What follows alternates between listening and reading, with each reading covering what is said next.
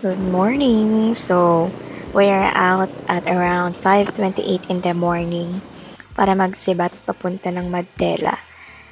Pero, hanggang sa inabot kami ng alas 6, wala pa rin kaming nasasakyan. May dumadaan pero puno na sila. May dala kaming bagahe. So, napag-iisipan na namin, doon na lang kami sa terminal kasi doon naman talaga ang sakayan papuntang Mandela.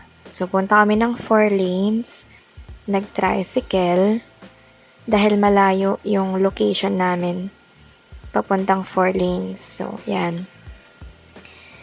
Kailangan namin pumunta doon para doon na talaga kami sumakay and nag-stay para kapag umalis na yung van, ayun, so go na. Yan, so nung time na yan, nakasakay na kami. And dahil yung bagahe, kailangan ilagay sa upuan. Ayun, binayaran namin yun. Ang bayad ay 150. Yun ang fare ng isang regular na sasakay. So, ayan, papunta na kami.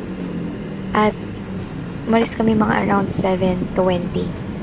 At nakarating kami ng Mandela. Ayan, nakarating na kami na mga 10 a.m. na ng umaga. So, kahit 10 a.m., ang init pa rin. Isa lang yung payong kasi namin na nadala. At okay lang naman daw.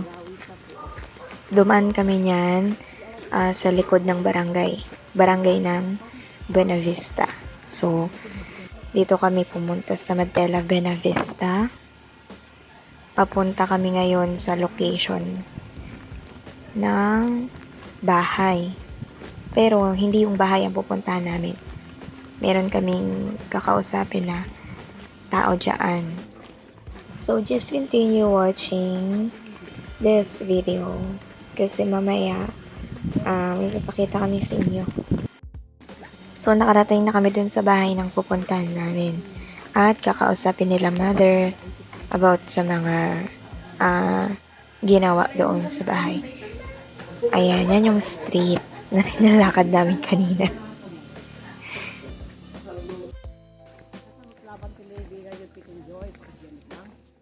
Wayne, sabi ko nana, enjoy. Bare. Sabi kayo na sumasarabo ka? Supay man. Ay ka, sumagara. No, sarasarabo kayo. Ay, ang ano mo may tuyag. Bare ako. Sa area kasi na yan ang family house. So, wala na yung bahay, sira na. At dinaanan lang namin.